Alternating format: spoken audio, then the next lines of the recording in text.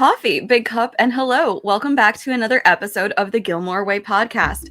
This week, we are delighted and honored to have a spectacularly talented and wonderful guest on our podcast with us. Don't look around. It's the man of the hour, Mr. Stan Zimmerman. How are you doing this afternoon? Even better with coffee. Right? Amen to that. Or coffee. Coffee. In an IV. Exactly. Yep. Stan I was late to the whole coffee thing. Actually, I didn't drink it in college. I really didn't start till I moved to LA. Well, that'll do it, I guess. You Yes, gotta keep up with the pace of life there for sure. You need it just to keep up with Amy. Oh my gosh! So you need a lot of things. Some wine always helps with Amy. Yes. Fair enough. Yep. So this week we are having Stan on because, in case you haven't heard the good word, Stan Zimmerman's book, The Girls from Golden to Gilmore, has just been released this week. It's available for order. If you have not got a copy, please do so. This was one of the most marvelous reads that we've had in quite some time. And so we're just so delighted to have you on to talk with us about the book. I'm excited to be here. Yeah. So let's just start by asking, what inspired you to write this, and how did this come to fruition for you? That's a long question. So I think if you saw the first chapter, I always get asked, how is you as a guy could write for all these women? And it wasn't just one, but it became a series of many shows and movies that I got to work on. And so I wanted to answer this in a book and kind of tell my story, but also to honor all these wonderful women I've had in my life, starting with my grandmother, my mother, and my sister. And they were very inspirational. They were very witty and smart and brilliant and vocal. And I was lucky to be in their sphere. And then I found myself growing up always surrounded with female best friends, and to this day. And so it only seemed natural that I would end up writing for so many strong women in my career, but very lucky to have had, one of them, but to have so many, the story just needed to be told.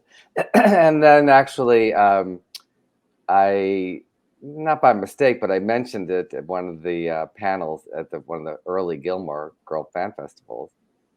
And I said, I have this idea for a book. And I came up with the title. I love alliteration. So The Girls from Golden to Gilmore. I mean, I don't want to use the expression it writes itself because nothing writes itself.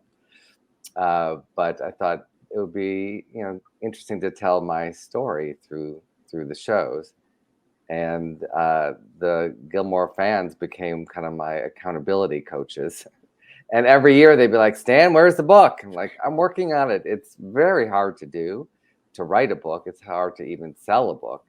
And I was lucky during COVID to find a great publisher, Indigo River Publishing, but then writing it. And during COVID, being stuck in my house and filling up on a lot of espresso, and found a good spot in my house that I didn't normally go to. And I kind of made that my little writing sanctuary, which I highly recommend doing.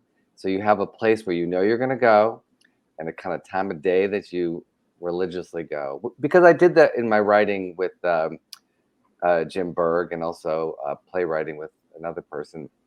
We kind of had a set time and we would always kind of meet at that time. And I think having that regiment, for me anyway, it really helped. I didn't think it would take as long as it did, but that's just the writing process. And I had never done a book before. I didn't really know the whole book world. That's a whole other universe that I got a quick education in. Yeah. For us, I think it was really heartwarming just to see the book start out and having you draw so much inspiration from your mother, especially as you were diving into theater as a child. What was that like, in your younger years, and how did that translate then into you becoming a really successful writer, getting into improv and comedy, and then coming to write this book with all of these experiences that you've had? My mother and I really bonded first through my love of theater, and that she was very, very supportive, even though my father wasn't. She helped get me to Cranbrook Theater School at the young age of 7, when they were only taking people 8 years or older. And that kind of started me off on my path of not only acting, but writing, because I couldn't stand how corny the plays were that they would give us. So I would kind of do my little, fixing little things or adding jokes. Um, the people that ran the camp didn't really love that, but then when they saw the audience respond with such laughter, and then when I heard laughter, it's such a magical thing. And for years, I've always wondered, what is that sound of laughter? Where does that come from? Why does it happen? And it's such a guttural thing. But it got me very excited. And and then when I wanted to go to NYU to study acting, leave my suburban Detroit home, my father was not supportive of that either. He felt I could get the same education in Michigan, at University of Michigan, where I was accepted. But I had my sights set on NYU, which we could not afford. And I remember my mother saying, if you really, really, really want to go, and this is your passion, we will find the money somehow, but you have to really want to go. Think about it. And I left her bedroom, walked down the hall to my bedroom, sat on my bed, I think for probably 2 or 3 seconds, raced back, and I said, yes, I want to do it. And then we set off. We went to the public library and scouring through different books to find scholarships to go to NYU. And she sacrificed a lot to get me to that school, but that changed my life, where I met James Berg and we started writing together. Yep. How has it been writing with him, after all of these years, going, into the 80s, into the 90s? You've worked on so many different projects together. What's it like having a partner like that in your life, and as a writing partner as well, who is just, you kind of always have each other's backs. You can collectively work on these projects together because you have that great chemistry. How has that translated into what you've been able to write for television and film? Well, I never thought I was a writer. I didn't really read as a child. I had a great imagination. I came up with wonderful ideas, but I kind of knew I needed somebody to help me with words. So I kind of conjured Jim up at NYU. We met through a friend and we made each other laugh. And then we went to movies together. And then he was studying journalism and I was studying acting. We kind of brought both of those um, crafts together and learn from each other about motivation from acting, and for me learning about words through journalism. And I was lucky to have all these years have a best friend be my writing partner. And I don't know where we got this idea, but early on, we decided, even if we worked all day together during the weeks. I mean, in school we worked after school and before after school jobs.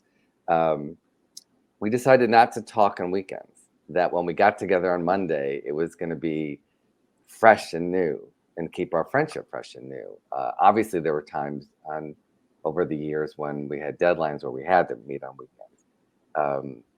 But I know I'm very lucky and very fortunate that we kind of grew together, and we had times, which you see in the book, and I'm very honest about that. And it was actually during Gilmore Girls where we had different ideas of what we wanted. I thought we were on a trajectory to keep writing television, and he grew really weary of the long hours and the repetition of that work. And but luckily, we found our way back many times, and we're still writing together. We just did a big Lifetime Christmas movie from last year, starring a few other wonderful girls slash ladies. I went from girls to ladies of the 80s. And it was Donna Mills and Morgan Fairchild and Lonnie Anderson and Linda Gray and Nicolette Sheridan, and very lucky to, again, write for some really powerful, strong, smart, funny women. Yeah, people no one I've ever heard of, right? No. Just small names. But in any relationship, you grow, and sometimes you can come back together, and sometimes it's just not meant to be. And there were a few moments there, which you'll see in the book, where I thought, all right, this is done. And he kind of backed away a little bit, didn't want to work that many hours. was enjoying being out in Joshua Tree with his husband. And I kind of had to reinvent myself. And I went back to theater and started directing theater and then started writing theater with somebody else. And now Jim and I are also writing plays, and we just had a play published, Silver Foxes, which is starting to be done around the country. And um, yeah, we've been busier than ever, which is kind of crazy at this point when I want to slow down. Yeah. Can we ask, like, how were you contacted to start writing for Gilmore Girls? You had obviously worked with Amy on other projects in the past. How did you dive into that, and how did she reach out to you? If you can elaborate, to anyone watching, how you got invested into the Gilmore Girls universe and started writing for the show. Well, we met her on Roseanne, and instantly we were like, who the hell is this woman? She was just brilliant and so smart and sharp with story. I mean, especially the Darlene stories on Roseanne. And she could pinpoint what was wrong with what everyone was pitching and fix it. Not just, a lot of people can complain about why something doesn't work, but I love people that can identify the issue where it's not quite working and then fix it. And I learned a lot from that, and I feel like I do that as well. I love fixing things. So we really hit it off, and she, really responded to the craziness of me and Jim. And so we ended up working a lot because there were 21 writers on Roseanne. So she would always pick us and some other Lois Bromfield, and we became a little group. And then after Roseanne, we just kept in touch with her. And I mean, for many years, Amy was unemployable. Nobody, unfortunately, in this business, they have problems with strong women. And, she has a very strong point of view. And television can be a very collaborative medium, especially when you're dealing with networks and studios. But we kept encouraging her, and when she was down, we'd be like, let's go to lunch and hang out, and let's think of ideas, and um, you know going to her wedding, and just being friends outside of business.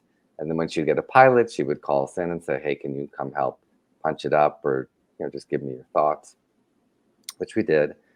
And then Gilmore Girls came on, and we were just so excited. And I watched a few of the first episodes, and I just thought it was great. But we were in development deals at different studios, and then out of the blue, after season 4, she said, meet me and Dan at Chateau Marmont for a drink. And she had me at Chateau Marmont, and the drink helped.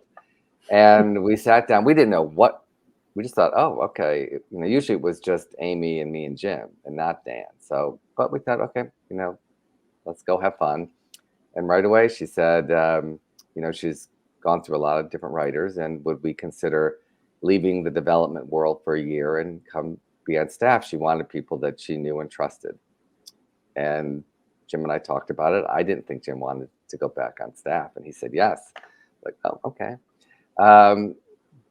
It was a little terrifying because we had only done 1 hour episode of a show called Fame. You might have heard of it, with somebody you might have heard of called Janet Jackson. No clue. Unfamiliar. No clue. No. Who is that? Yeah. Never heard of her. Never heard her. And Debbie Allen directed that episode, but that was kind of our only experience in our shows. And, being away from that staff world of what that was like in the hours, because when you're on staff for a show, you give up all your personal life. You don't know when you're going to be home. You could be home at 9 o'clock, or you could be home at 2 a.m. You have to finish the script. And if there are rewrites during the week, you can't just put it off. You're filming it. And with our shows, we read on Friday, they start on Monday. So, but I just loved the show so much. It was just so smart, and it was challenging to write because it was obviously so many words, and a lot more words because they talk so damn fast than other hour shows. But it was so clever, and the actors were all so good.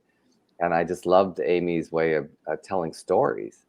It was just so smart, and I had never seen anything like that. And it also had the rhythm and style of half hours, which I liked that there was a lot of humor. But they weren't afraid to also deal with some real issues, which I loved that about Roseanne.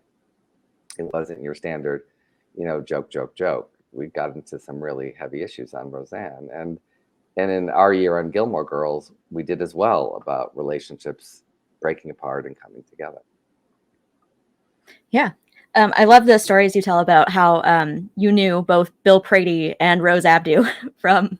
How crazy is that? Yeah. From my little town of Southfield, Michigan, to end up on the same show Yeah. and in How the was it? same writer's room as Bill. So Bill and I were friends like in the 4th grade, and I introduced him to, theater camp, Cranbrook Theater School. And then he ended up moving away, and we kind of lost touch. And then I remember on Roseanne, we were walking, left a lot for lunch and ran into him, and I hadn't seen him forever. And then all of a sudden, Amy's like, "Oh, I think you know someone who's on staff," and it was Bill.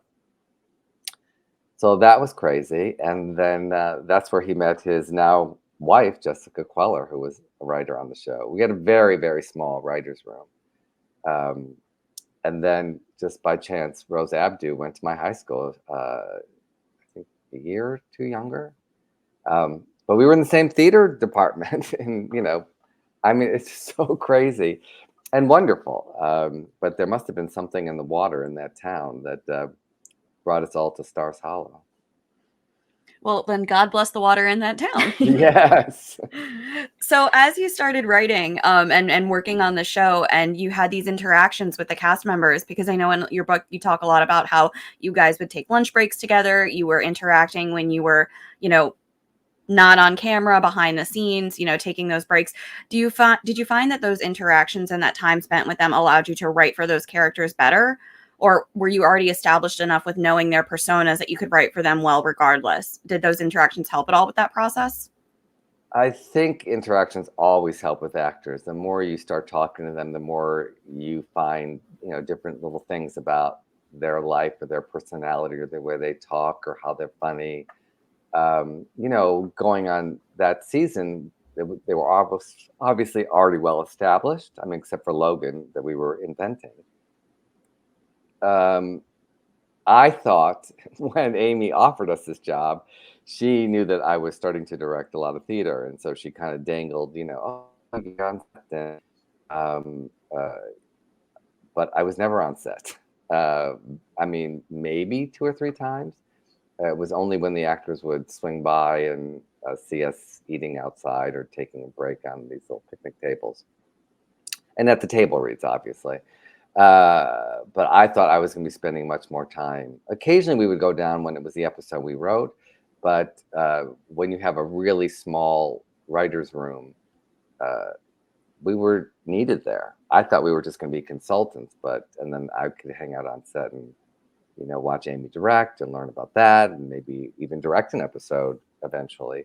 But, there was some dysfunction in the writer's room, and we had to kind of take on a little bit more than we thought we would, which we were happy to do. That's our job. I was there to help Amy and make it easier for Amy because her and Dan were always on set. So they needed people in the room to, we had to keep feeding them the next episode stories or, rewrite scenes if they weren't working.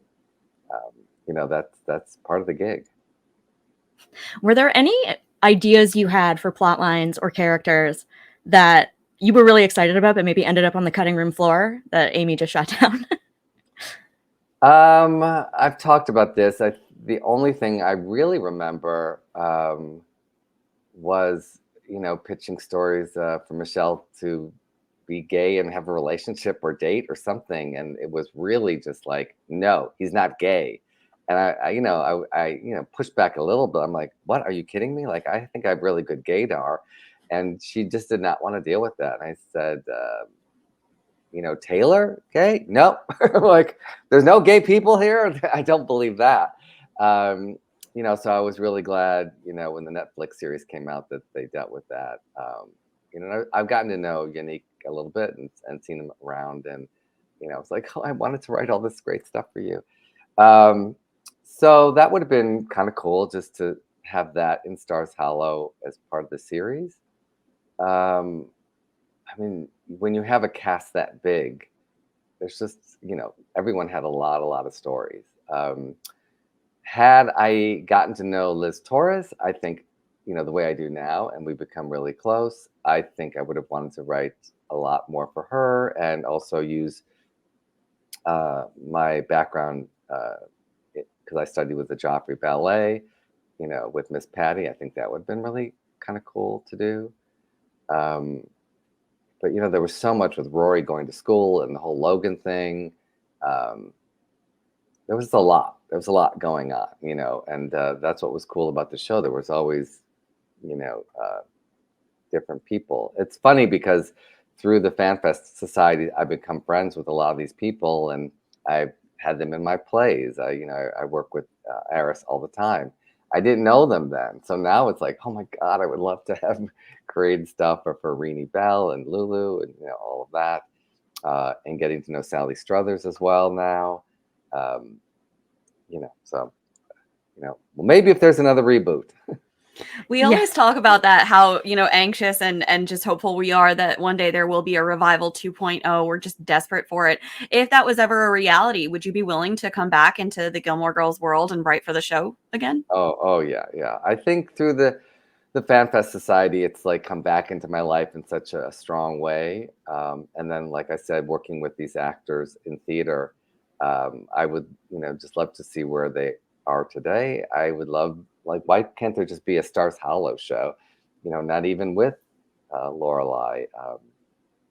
But then there's, so many areas that you could go into. I think it'd be really interesting to see Lorelai the early years. And then there's so much that could be, after the end of the Netflix series. I know people have talked about Rory, coming to town and having the baby and running the local newspaper or something like that. Would be kind of interesting. I really want her to succeed. I was kind of sad when she flailed a little bit, but that makes for interesting drama. And we won't even get into the Logan cheating, all that thing, or unless you want to. Had I been in the room, I'd been like, no, I want him to be the good guy. That was, or develop more that whatever relationship he was in, they were having real problems or thinking of something that, but. Yeah. I refer to Odette as a plot device more than a character, Okay. She's the back of a head for 2 seconds, and that's all we get of her. We have no idea what his relationship with her is like, but yeah, we don't know. We don't. Yeah. I just thought they would look so cute together, and I liked that he kind of represented what Christopher was, or her old world, and her connection to her grandparents. And in my own life, my grandmother and my sister were very similar. So I kind of love that Emily Rory relationship. I thought was really interesting. And I thought Amy setting up that Friday night dinner was so genius. For a writer to have that, in the pilot, it's just gold. It's just like she had to go there every week. And it was always so fraught with dysfunction, so it's to mine that weekly was just a great smart device. Mm-hmm. Yeah, and I know from your book that you are Team Logan, as am I, and so I'm gonna need you to tell Laura why she's wrong to be Team Jess.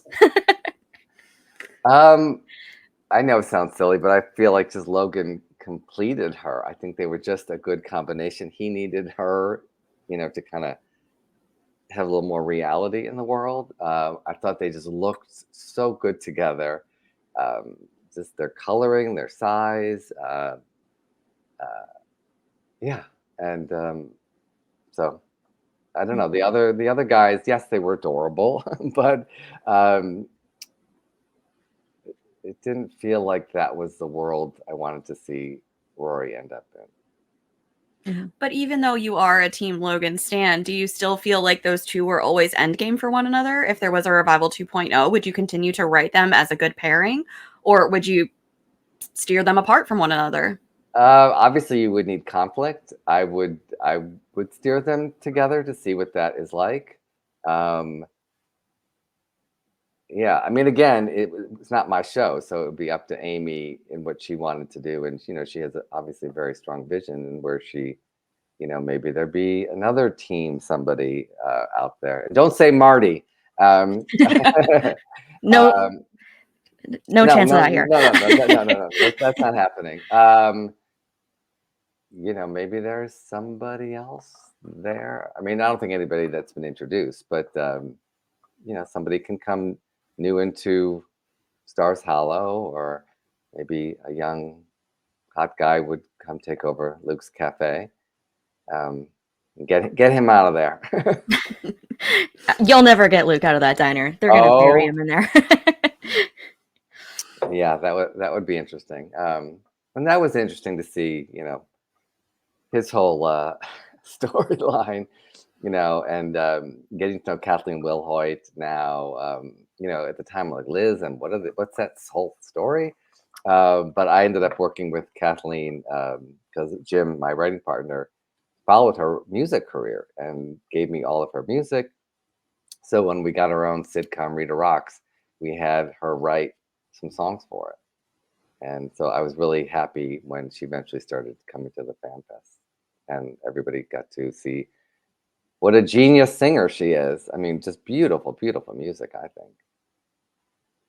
Yeah, we did hear her sing in Algonquin, Maine this past fall. And just even having, 20 or 30 women come together on stage with her just to sing some of her own tunes was delightful. And she is a remarkably talented musician. So you Oh, are yes. correct there. Just passionate, and the stories she told. And it was a perfect fit for our show, Rita Rocks. We got to do 40 episodes on Lifetime. And it was about a woman who used to be super cool and ended up waking up and going, how did I end up with, like, doing carpools, and a mom and two kids and a dog in the suburbs? And she gets a guitar down and starts a garage band. So, we got to deal with some mostly cover songs, but a couple of original songs that Kathleen. Yeah. So you've made those connections with Kathleen, also with other cast and crew on the Gilmore Girls universe who you've then continued to work on other projects with outside of that frame. Can you talk about some of your other projects that you've done with people like Kathleen, Eris, and what that has been like for you? Well, I keep thinking, is there a play that I could cast all of them? Like, sometimes I look at, like, Our Town. What if I did Our Town and it was Stars Hollow, and cast all Gilmore people? I think that would be kind of cool. So I'm always on the lookout for that. Um, I did the Diary of Anne Frank with Eris, and we've been doing it since 2018, and we've done 9 iterations of it, and talking about doing another one this year. I put Renee in a reading of a play that I directed. Who else have I worked with? Well, Nick in Virginia.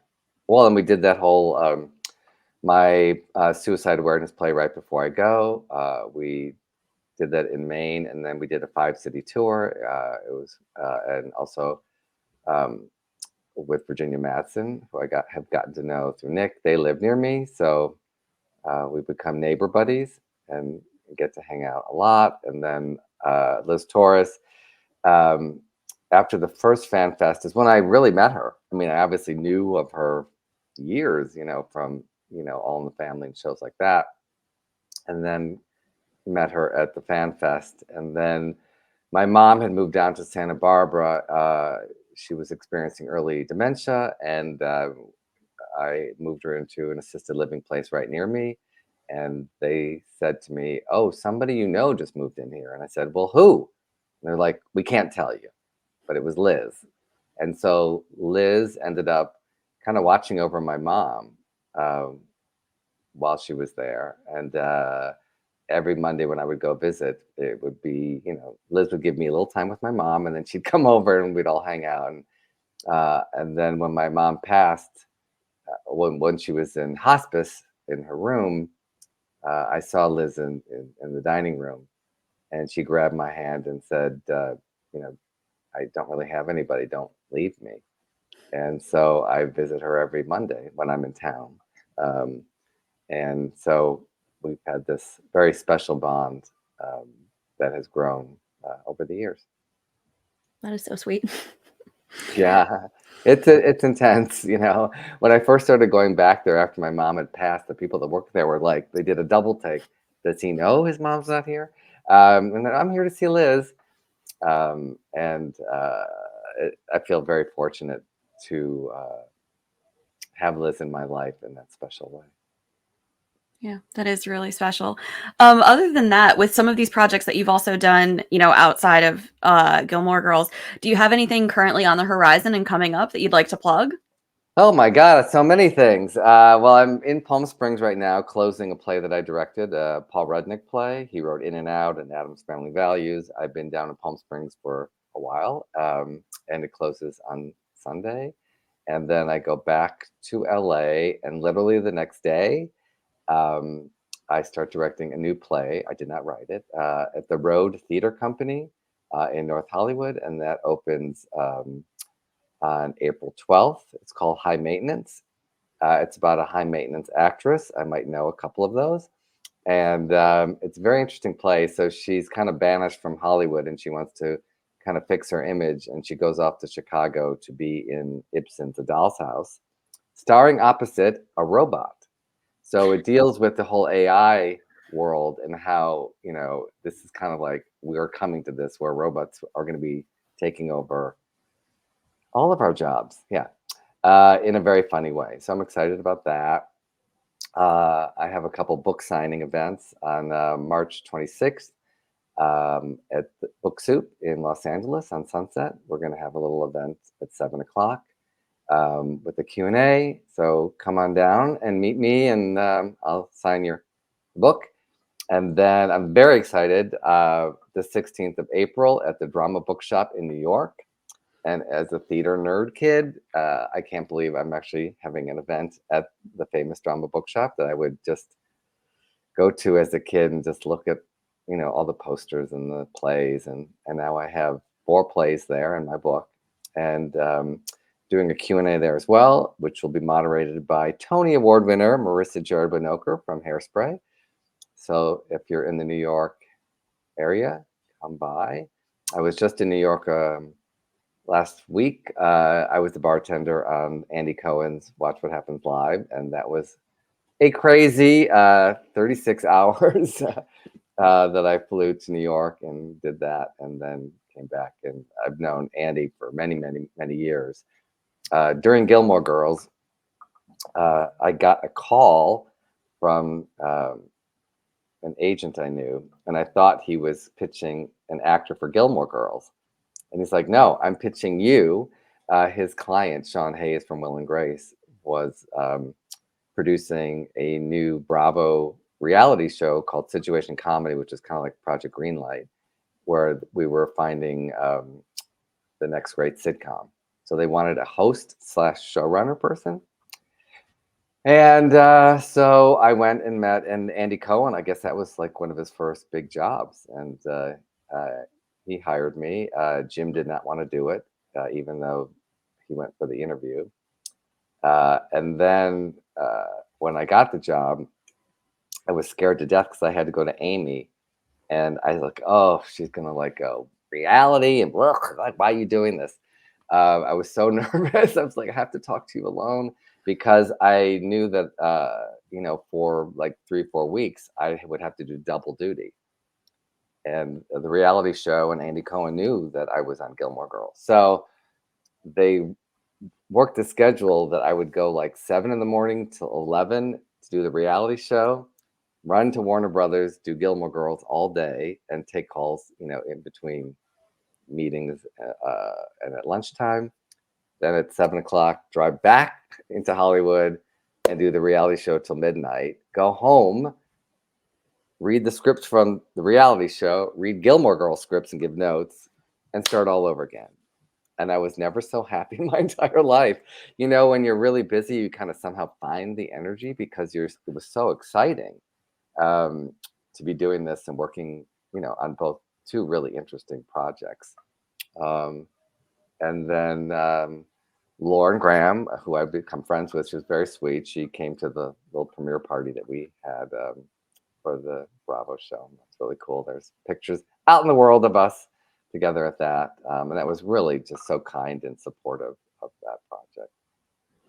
Yeah, there are a lot of people that you've worked with in your book who you've highlighted as just being so supportive of you, going back to your time on Roseanne and the Golden Girls, showing up to your birthday parties, showing up to events where, you were nominated for awards. How instrumental was that support that you've had from them all, like over all of these decades, in terms of just allowing you to continue to work and want to be creative? I think in any business, but particularly in entertainment, where you have no job security. I mean, you can be riding high on a hit show, but every show ends, except The Simpsons, it seems like. So there are those down periods, like I said, when after Roseanne, had no job. I had to go on unemployment. You can have the highs of like everything that Amy has had, and then she can't get work. That's just a part of it. And as in this business, you have to learn how to ride those and not get so demoralized that you think because you don't have a job, it somehow is a reflection of you. And that's really hard. And I talk about that some in the book. And how do you pick yourself up? How do you reinvent yourself? How do you keep going if this is something you really want to do? Yeah, so having the support of so many people, and when you get on shows or you do a play with, you become these little families.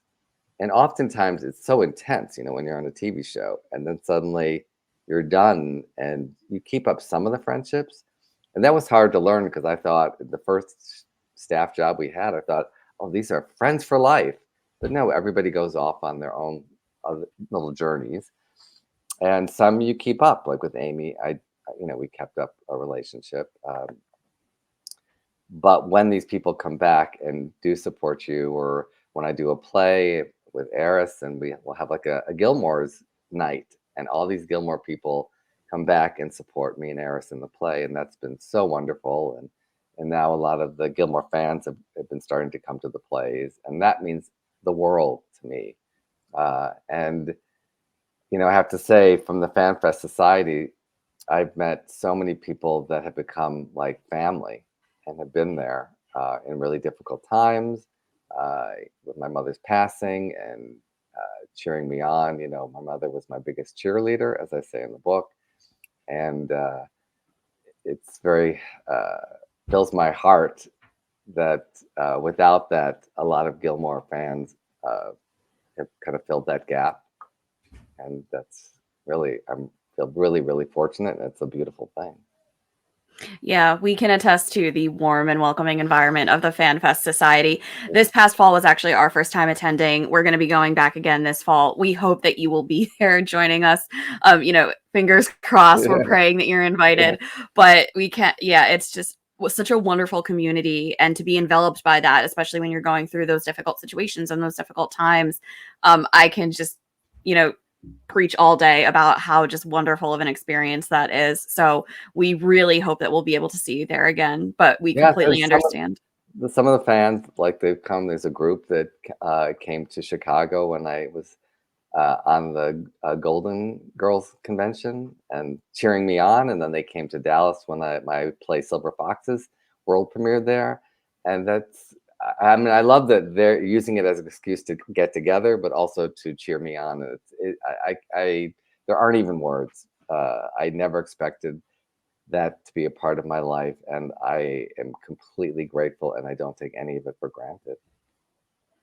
Yeah. Going back, I just want to highlight also some of your other wonderful accomplishments that you've had over the years that you talk about in this book. I know one of my personal favorites is the Brady Bunch movie. I know you and Jim wrote the sequel together. We actually wrote both of them. Yeah. Yeah. Because of very archaic Writers Guild rules, you can only credit, I think, 3 or 4 writers. We were the 5th writers on it. And you have to completely change the structure to get credit. And by the time we came onto it, they were, I think, 2 weeks before filming. They were still casting, but all the locations were set. So we couldn't change the location. But the wonderful director, Betty Thomas, said, anything within that set is yours. Go to town. And we kept going, and she kept laughing, and we're pushing the envelope, and we're like, this is really a fun job. And ended up rewriting most of it, but it was I don't really love the Writers Guild rules in that. I mean, lost out on a lot of money because my name isn't on it. Uh, I know they're protecting the original writers, but back in old Hollywood days, they would even at the end of the movie say additional dialogue by. It's just very odd to me that you can, so many of the lines are ours, and yet our name is nowhere to be seen. And there are the dog trainer and the bartender, and they all get credited, but we did not. So I always feel like that needs to be fixed. But as you know, with the last strike, there were many other more looming issues that they needed to deal with, and hopefully we did. Yeah, sure, Jan. Yeah, sure, Jim. I just wore that T-shirt last night. Unfortunately, with the politics the way they are these days, that meme is still so vital and is used. Unfortunately, with some of these politicians, it's a little apropos too much. Mm-hmm. What would you hope to see for change within, the Writers Guild? What are you hoping for those advancements to be made? Obviously there's a lot of work that needs to be done, and I know it can be a really sensitive issue to talk about, especially with that last strike. But what are you hoping to see within, that universe moving forward, and how writers should be compensated better and highlighted more? I feel if you write, you should be credited. There should be that's only fair. You worked on it. I would love it to go back to the days when there were many, many episodes, like on Golden Girls or even Gilmore Girls. We had large seasons. I feel really bad for new writers that you get 10 episodes and they can't make a living off of 10 episodes. And then they're not getting residuals like we got. And I'm still getting with Golden and Gilmore Girls. So a lot of writers, they're having to take on other jobs. And when their craft is writing. And also I learned so much by being on a show and having to do 20, 24 episodes. So by that repetition of coming up with story and structure, it was really writing 101. And that made me a better writer and a better showrunner. So I would love to see that with the newer writers. Yeah, I don't think I'd ever seen Golden Girls until recently, but I am now officially in my Golden Girls era, thanks to you. Okay, good, as you should be.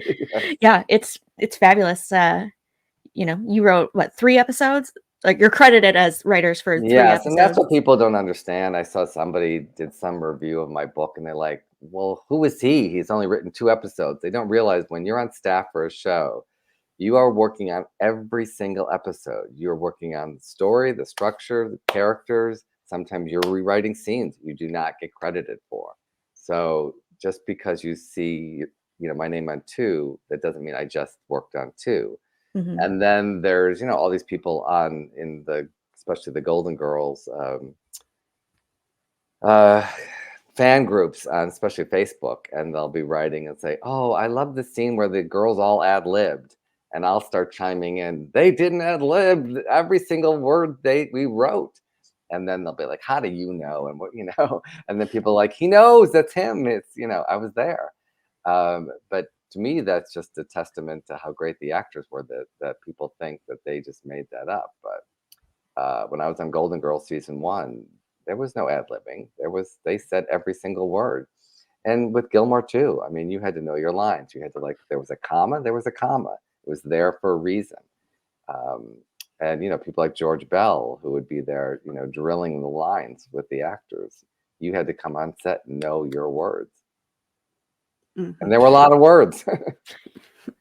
Do you think that writing for a show like Gilmore Girls, where it's such fast-paced dialogue and you really need to just be on point and on your A game, how is that translated into how you perceive live theater and delivery of lines in a completely different setting? Ask any of the actors that I've directed. They're like, "God, it's so fast." But I feel like Gilmore taught me that, but it's also more like real life. Like, we just talk fast, and sometimes we talk over each other. And this play that I just directed, every single review that I got, they mentioned he has such great pace. And so thank you, Amy. But then I love that pace. And then when you stop for a moment, it's so powerful because you're going, ba, ba, ba, ba, ba, ba, and you get in this rhythm and you're like, oh, and everybody leans in. With this play that I'm doing, there's a moment and you could hear a pin drop. It's so quiet because the actor just stops and is taking it in and feeling. And it's like, yes, that's the important thing. So finding it, to me, writing, it's like music. There's sometimes where it's like really fast or really loud. Other times it's soft. And so I kind of explain that to the actors that I direct. And when I also teach acting, honor the music that we've written, honor the commas or the dot, dot, dots or period.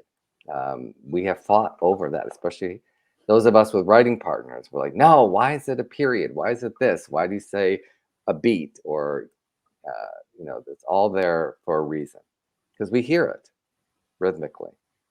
Mm-hmm. Mm-hmm. Yep. For someone in your position, like think about yourself as a child. We see in your book that from an early age, you were very clearly in the mindset of what you wanted to pursue in life.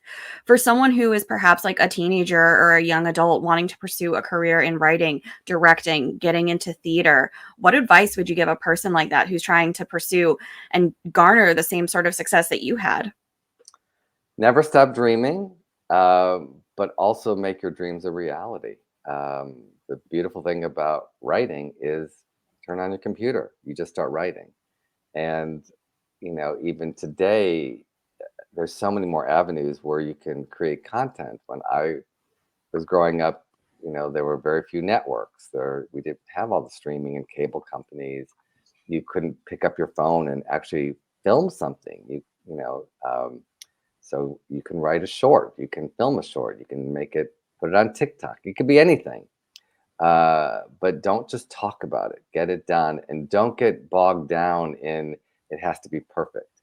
Just get a rough draft, and then writing is rewriting and rewriting and rewriting and rewriting. Um, you could rewrite it for years, but also then at some point get it out there, or just get some friends together and read it out loud and see what it sounds like to you, and ask their response, like, what are you laughing at, what are you not understanding. Don't chase any one note.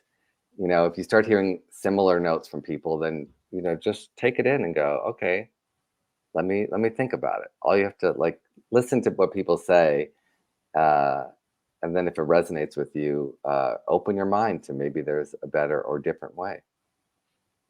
Yeah. Do you feel like that constructive criticism that you've been given sometimes has helped you become a better writer? How should one be responding to that? Because I know that can be really hard for a lot of people to take in. I think, again, going back to being on television shows and week after week, if the joke didn't work, you have to let it go. If it's really good, it will come back. Um, especially in television, because it is a collaborative medium, you have to pick your battles, and it's not worth losing sleep over when you're a staff writer or you're on any position on a team. And it really isn't any job. They're hiring you for your mind. So you can say your opinion and then you have to let it go. I think early on I was like, no, it's got to be this, and fighting. And like, here's what I think, but you choose. And if not, I'll come up with something else. So it's problem solving. And I like to solve problems, and if that's not helping you, okay, how about this? And so always being able to just opening your mind and keep pitching ideas that hopefully someone will go, oh yeah, that. I know with like directing, sometimes I'll give a note and an actor won't quite understand, so it's like getting into each actor's head, like what's going to make them the light bulb to go off and go, oh, I know what you want, something like this. Yes. um, and that's why I love directing. I love being, very sensitive and intuitive, and hearing how each actor is very different, and then finding what makes them special and infusing that into their characters. Yeah. Other than that, aside from all of the shows you've written on, all of the experiences that you've had that you've highlighted within the book, is there anything else within there that we haven't touched upon that you just feel like was such a marker in your life that you wrote about in the book that you would just want to extrapolate on for anyone who's listening?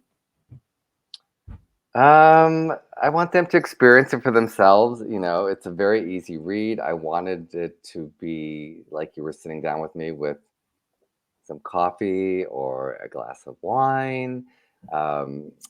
We didn't really talk about, so I kept journals since college. And so I pulled all the excerpts of all the journal entries of all the women that I've worked with. That was my first step. I thought, oh, I could just do that. That'll be easy. Well, that took a long time. I've been keeping journals since college.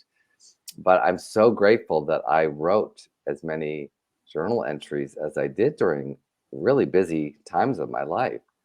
Um, and then it was very therapeutic to go like, oh God, you thought that, or why'd you spend so many years being scared that you would lose your job? Um, so I think the older I get, it's like, I don't even care. It's like, if that Lifetime movie was the last job we were paid for, whatever. I'm so loving doing theater and creating my own content. If there's more TV and film to be done, I'm be very excited about that. But theater is really infusing me and exciting me. And there's nothing better than being in a live space with people and hearing laughter, tears, silence, whatever. And it's that moment of capturing is only right then and there. So currently going around the country doing my suicide awareness play right before I go has been very, very meaningful to me.